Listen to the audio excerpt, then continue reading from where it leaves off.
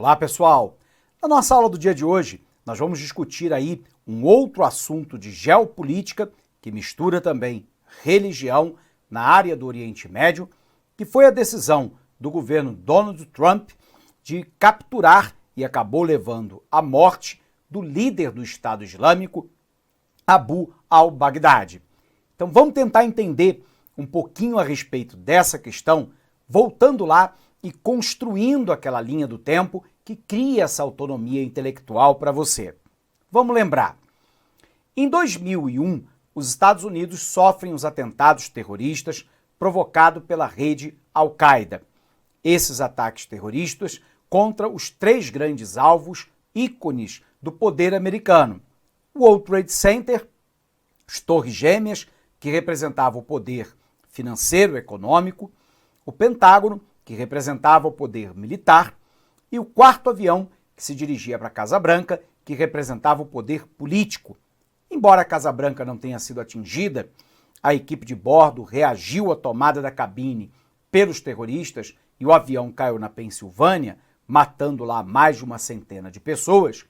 Os Estados Unidos, então, que eram comandados à época por George Walker Bush, iniciaram lá aquilo que ficou conhecido como Guerra Total ao Terror. Essa Guerra Total ao Terror deu origem à chamada Doutrina Bush. E um dos aspectos da Doutrina Bush era a ideia do ataque preventivo. Ele dizia que qualquer país, pessoa ou organização que ameaçasse a segurança americana sofreria um ataque preventivo.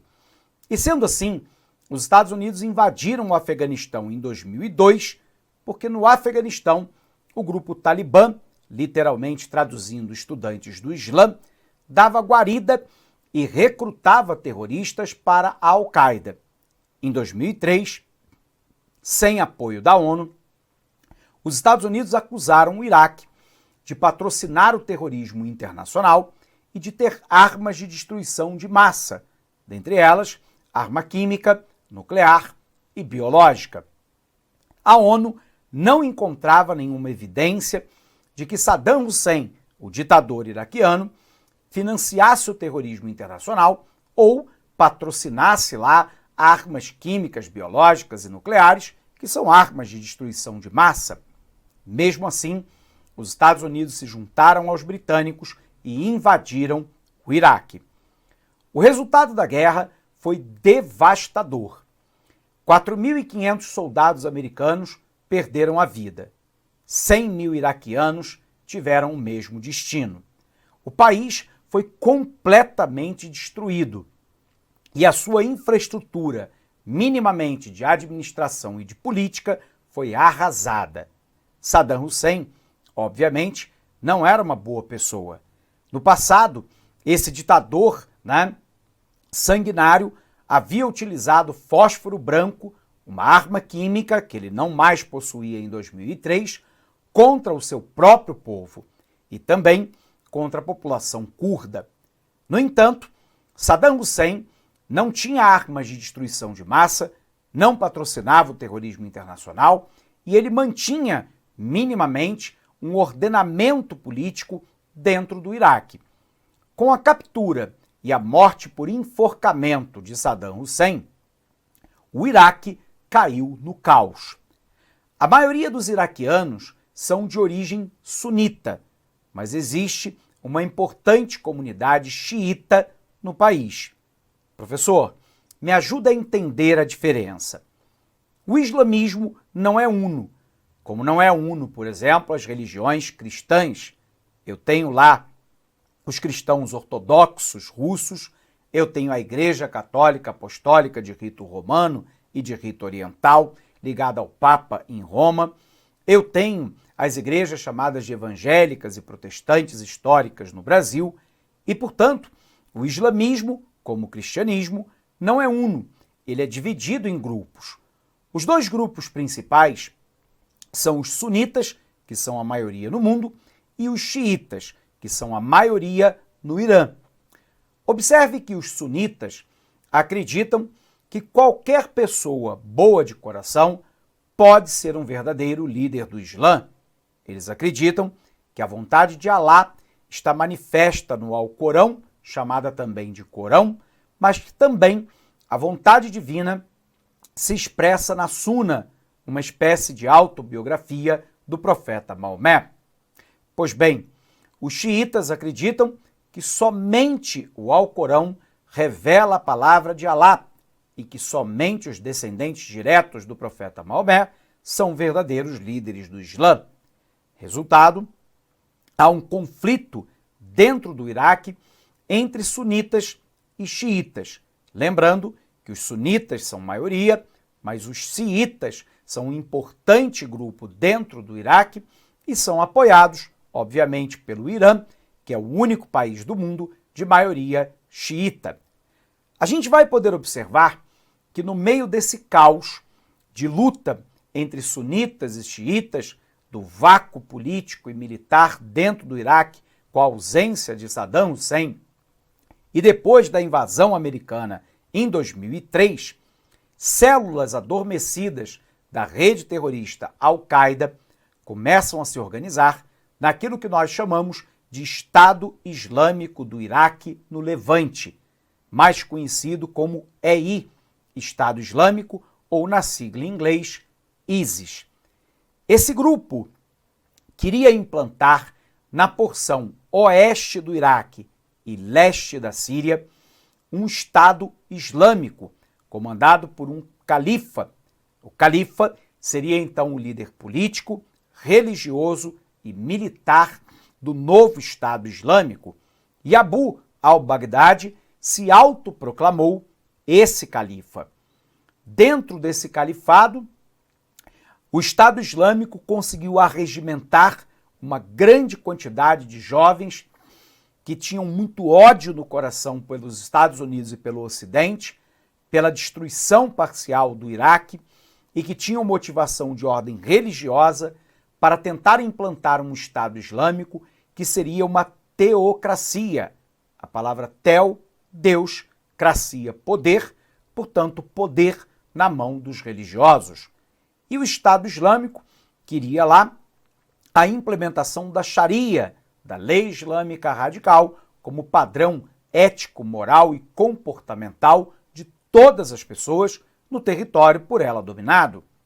O grupo Estado Islâmico conseguia se financiar com a venda clandestina de petróleo das áreas de refinaria e poços de petróleo dominados no Iraque e na Síria, e também de patrocínio de causas fundamentalistas radicais islâmicas de todo o mundo. Resultado, o grupo se fortaleceu rapidamente e chegou a dominar toda a porção oeste do Iraque e leste da Síria. Confere aqui.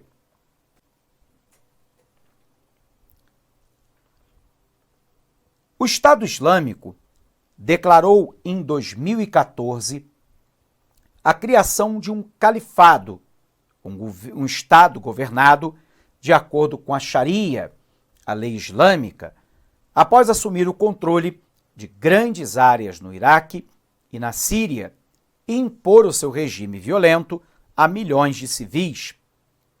Abu al-Baghdadi se autoproclamou o califa Ibrahim e exigiu lealdade dos muçulmanos em todo o mundo. O grupo chegou a controlar, em seus anos de apogeu, 88 mil quilômetros quadrados de território do oeste da Síria ao leste do Iraque e impôs o seu regime a quase 8 milhões de pessoas, gerando bilhões de dólares em receita de petróleo, extorsão e sequestro. O Estado Islâmico é um grupo radical sunita. Aqui eu quero fazer um pequeno parênteses para você. No Brasil e no Ocidente, via de regra, a gente usa a palavra xiita como sinônimo de radical. Isso porque o Irã, em 1979, comandado pelo Ayatollah Khomeini, faz uma revolução islâmica radical num país onde os xiitas são maioria. Mas eu quero te lembrar que há radicais em todos os aspectos, em todas as religiões, em todo o mundo. Observe lá que o Estado Islâmico é um grupo sunita, que via de regra é visto no Ocidente como um grupo mais moderado, mas que nesse caso do Estado Islâmico é radical. Da mesma maneira que nós encontramos políticos e religiosos moderados xiitas no Irã. Continuando aqui. O Estado Islâmico é um grupo radical sunita, um dos ramos do islamismo, regido pelo autoproclamado califa, sucessor de Maomé, Abu Bakr al-Baghdadi. Impondo uma visão radical e distorcida do islamismo, o grupo foi criado a partir de um braço iraquiano da rede Al-Qaeda, responsável pelos ataques de 11 de setembro de 2001 nos Estados Unidos. Seu surgimento começou com a queda do regime de Saddam Hussein no Iraque e o grupo voltou a crescer após a guerra civil na Síria, quando membros do EI se juntaram aos rebeldes para lutar contra o governo de Bashar al-Assad, o ditador sírio. Mas o objetivo do EI passou a ser a conquista cada vez maior de territórios para impor a sua interpretação do Islã de uma forma considerada muito brutal, até mesmo para a rede Al-Qaeda. O avanço dos militares do Estado Islâmico em áreas controladas pela minoria étnica curda no Iraque, junto com o assassinato e a escravidão de milhares de membros da minoria religiosa Yazidi, levaram uma coalizão internacional, liderada pelos Estados Unidos, a lançar uma ofensiva contra os jihadistas no Iraque. Lembrando que os sunitas representam 90% da população muçulmana. Os sunitas, originalmente, tinham uma interpretação mais flexível dos textos sagrados e ação política e religiosa mais conciliatória e pragmática. Para os sunitas, não é preciso descender de Maomé para ser califa. Já os xiitas, 10% da população muçulmana, seguem princípios mais rígidos e acreditam que apenas líderes descendentes da família de Maomé são aprovados por Alá e têm a capacidade de tomar as melhores decisões. Os confrontos entre sunitas e xiitas começaram no ano 632, com a morte do profeta, seguido pela disputa de quem o sucederia como califa. O califado é uma forma islâmica de governo que foi extinta em 1924 e representa a unidade política do mundo islâmico, se sobrepõe à ideia de pertencimento nacional e prega o fim das fronteiras. Pois bem, Abu al-Baghdadi e o grupo Estado Islâmico levaram o terror nas áreas por ele dominadas, tanto que a barbárie muitas vezes foi transmitida, através do YouTube, de canais da internet, a decapitação de jornalistas americanos, colocados 2 pilotos jordanianos dentro de uma jaula e incendiados com gasolina ao vivo, além de patrocinarem atentados terroristas por toda a Europa. A gente sabe, então, que os Estados Unidos, a Rússia, Inglaterra, França, Turquia, Jordânia, Arábia Saudita, dentre outros países, formaram uma grande coalizão internacional para combater o Estado Islâmico e bombardearam inúmeras posições do grupo através de drones e da aviação. Houve também combate por terra das milícias xiitas no Iraque, combatendo com apoio do Irã o Estado Islâmico, da Rússia apoiando a Síria contra o grupo Estado Islâmico e os rebeldes, e com isso o grupo Estado Islâmico perdeu a imensa maioria do território que havia conquistado em anos anteriores, se recorrendo agora a um pequeno grupo de cidades ainda parcialmente controlado pelo grupo. Mas os Estados Unidos tinham a determinação de capturar ou matar Abu al-Baghdadi. E assim, através de uma série de informações coletadas pelos espiões americanos, os Estados Unidos conseguiu identificar a posição onde Abu al-Baghdadi se refugiara, mandou uma tropa de elite dos Estados Unidos para a região para iniciar lá o processo de captura ou de morte.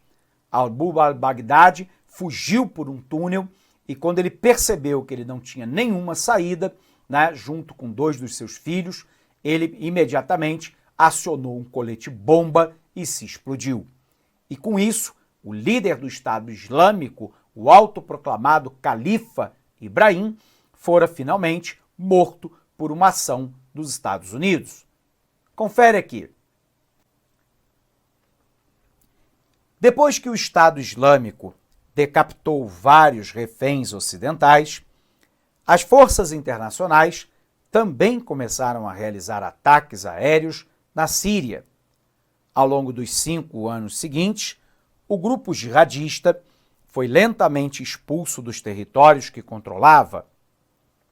Em março de 2019, as forças de coalizão internacional recuperaram a última parte do território controlado pelo Estado Islâmico na Síria, perto da aldeia de Baghuz, o que o presidente americano Donald Trump anunciou como a derrota oficial do Estado Islâmico. Mas apesar do desaparecimento do califado físico e da morte do seu líder, o Estado Islâmico continua sendo uma força endurecida pela batalha e bastante disciplinada, cuja derrota perene não está garantida. O grupo ainda tem entre 14 a 18 mil integrantes no Iraque e na Síria, incluindo 3 mil estrangeiros, de acordo com um relatório recente dos Estados Unidos. Observe aqui como a área controlada pelo grupo Estado Islâmico diminuiu. Em janeiro de 2015, boa parte da região leste da Síria e oeste do Iraque estava sob comando do grupo.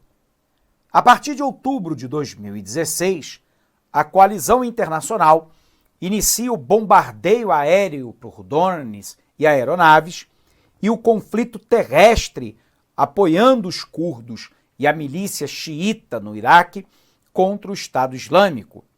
Nós vamos observar que o território vai sendo continuamente diminuído e o último território controlado pelo EI, na região próxima da fronteira entre o Iraque e a Síria, finalmente foi libertado do grupo Estado Islâmico.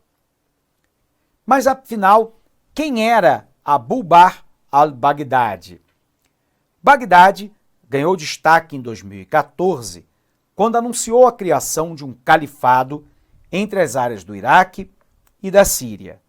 O EI realizou vários ataques que resultaram em milhares de mortes.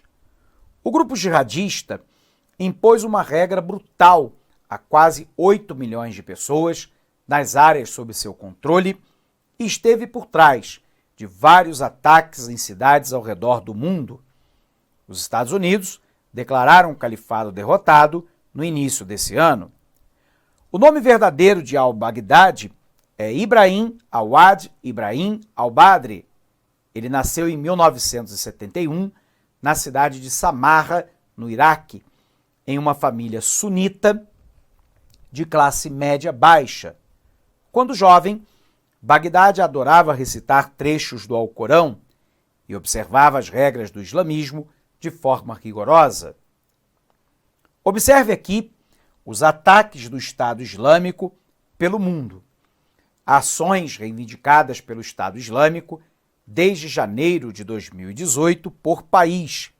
Vai desde a Austrália, chegando à Rússia, passando pelo Oriente Médio e África e até nos Estados Unidos. Baghdadi teve uma vida acadêmica voltada para estudos religiosos. Em 96, concluiu a graduação em estudos islâmicos pela Universidade de Bagdá. Pouco depois, em 99, concluiu o mestrado em estudos do Alcorão na Universidade Saddam de Estudos Islâmicos do Iraque e, em 2007, tornou-se doutor no assunto pela mesma instituição. Enquanto cursava a graduação, o seu tio o convenceu a juntar-se à Irmandade Muçulmana, um grupo político-religioso. No fim dos anos 2000, al-Baghdadi adotou a doutrina jihadista salafista e se envolveu com a Al-Qaeda no Iraque, que mais tarde daria origem ao Estado Islâmico. Professor, al-Baghdadi e o grupo Estado Islâmico se caracteriza por um fundamentalismo radical e descontextualizado? Exatamente isso. Mas a pergunta às vezes é, professor, o que é um fundamentalismo? O que é ser radical? Observe que a palavra radical remete à raiz, que remete, portanto, às bases, ao início, à origem de um determinado grupo político, organização religiosa, etc. Portanto, radical não deveria significar essencialmente algo ruim. No entanto, quando nós olhamos para a religião e para a política, muitas vezes radical significa aquele que leva o seu conhecimento ou a sua interpretação de mundo adiante de maneira descontextualizada.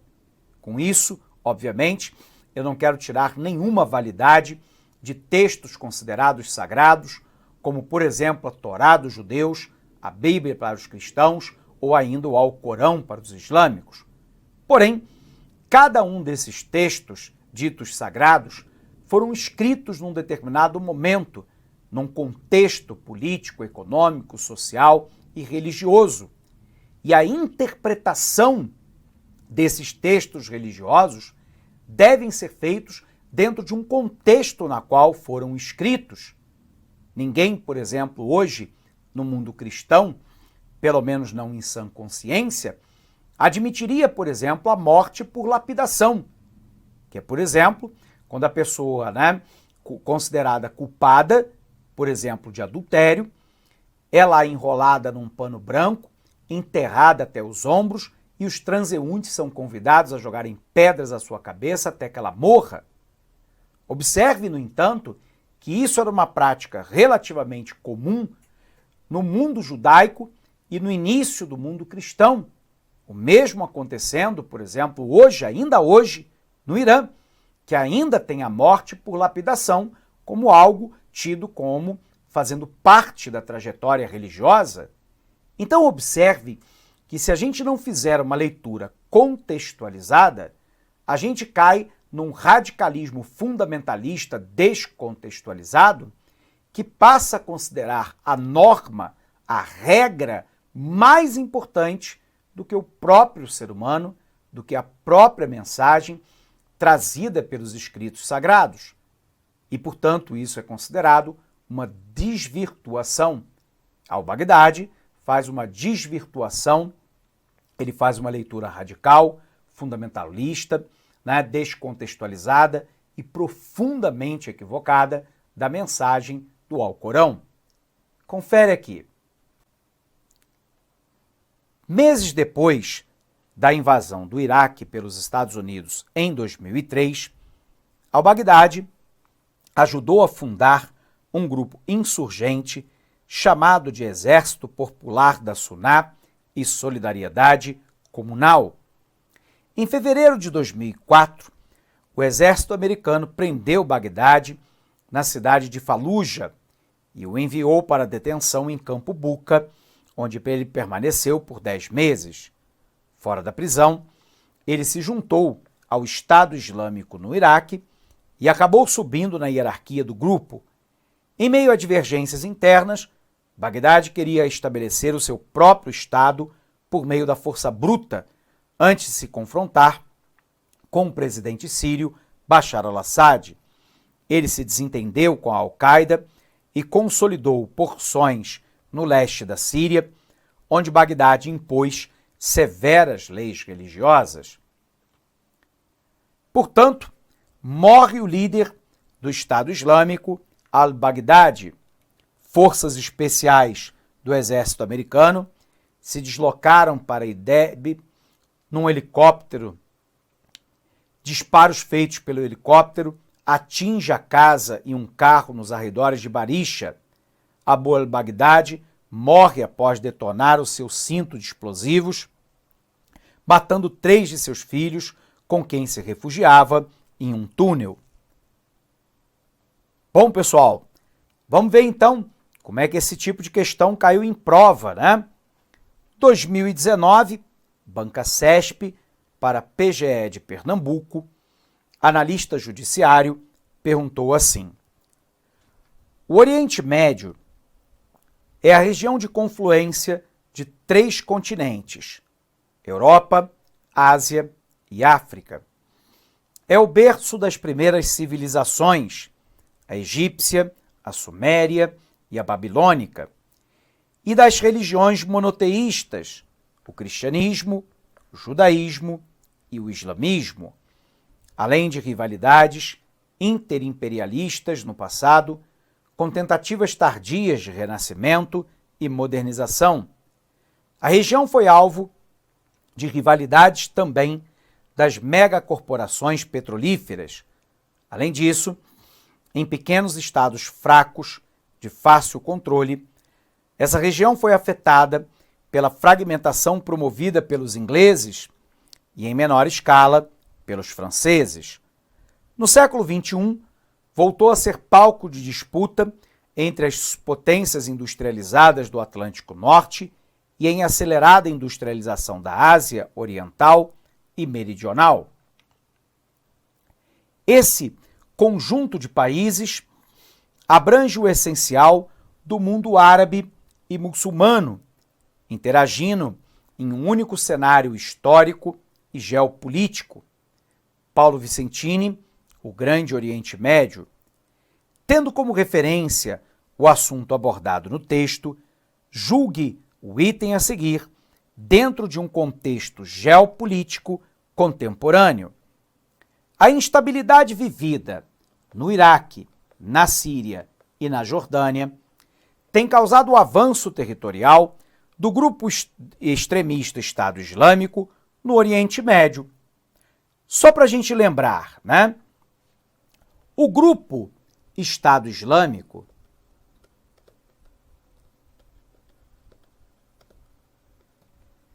ele chegou a controlar áreas importantes, né, no leste da Síria, fronteira com o oeste do Iraque. E lembrando para você também, né, que há uma diferença fundamental entre etnia e religião. Muitas vezes os alunos no Brasil confundem, né? Observe lá que a maioria da população do Oriente Médio é árabe. É da etnia árabe aquele que fala árabe, aquele que tem hábitos alimentares árabes, que tem ética, moral, que tem muitas vezes visão do passado, do futuro, árabe. Observe, no entanto, que nem todo islâmico é árabe. Os iranianos, por exemplo, são persas. Tudo bem? Porque a religião islâmica é uma religião proselitista, como o cristianismo, que busca adeptos. E, portanto, a maioria dos árabes são islâmicos, mas nem todo árabe é islâmico. No sul do Líbano, por exemplo, eu tenho árabes que são cristãos católicos. Nem todo islâmico é árabe. A nação que tem a maior quantidade de islâmicos do mundo é a Indonésia, e eles não são árabes. Portanto, não confunda os dois termos. Voltando na questão. A instabilidade vivida no Iraque, na Síria e na Jordânia tem causado o avanço territorial do grupo extremista Estado Islâmico no Oriente Médio. Na verdade, a instabilidade está no Iraque, depois da invasão dos Estados Unidos em 2003, está na Síria em virtude da chamada Primavera Árabe, que foi uma tentativa de rebeldes de depor o ditador Bashar al-Assad. Não há instabilidade na Jordânia e, portanto, isso não tem causado o avanço do Estado Islâmico na Jordânia e muito menos a instabilidade da Jordânia tem contribuído para a expansão do Estado Islâmico. Essa alternativa, portanto, é claramente incorreta, alternativa errada. Ok? Conferindo aqui, nosso gabarito errado, e sendo assim, a gente pode encerrar mais esta aula junto com você aqui no LAC Concursos. Pessoal, quero desejar a todos um fortíssimo abraço, bons estudos e até o nosso próximo encontro. Até lá! Clique LAC.